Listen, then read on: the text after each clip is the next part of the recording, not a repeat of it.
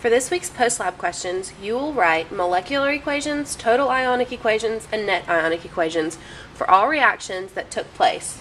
This means that any two solutions that generated a product and you wrote it in your table, you will have to write equations for it.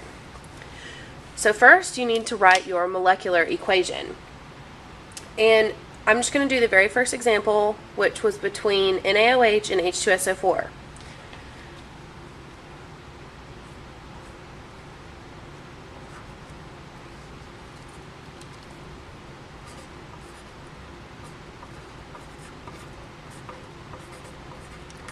Okay, so we know that all of our reactions are metathesis, double displacement reactions, and we know that two ions are displaced, making two new compounds.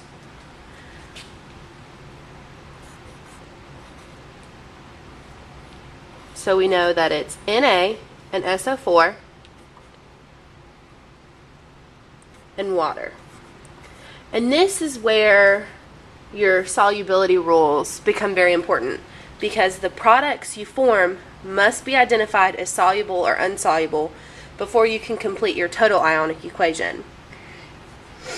And when it's soluble, it's represented by writing AQ, which means that the salt is aqueous or dissolved in water. And since we have water as our product, we know that one is aqueous. And insoluble will be represented by writing an S next to the formula in your molecular equation. Now, if you look at this, you can tell it's not balanced. So, we need to look at it again.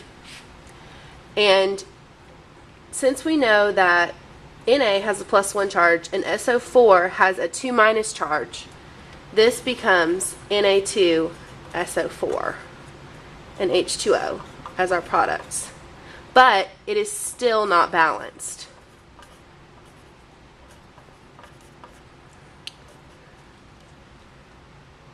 So we know we have to add a 2 from this Na over here. So it's 2 NaOH,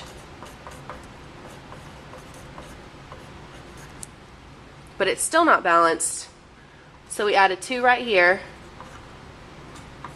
and now you can check it, and it is balanced. Okay, after you get your balanced molecular equation, you can write your total ionic equation. In the total ionic equation, you need to represent everything from your molecular equation as ions. After you write it all out, make sure all your ions are balanced. So we just want to break this up into H plus. Don't forget your states. 2 minus.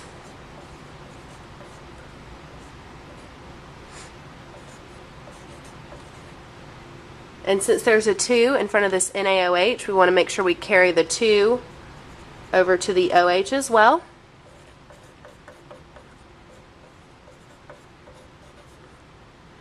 And we already know that this broken up looks like this.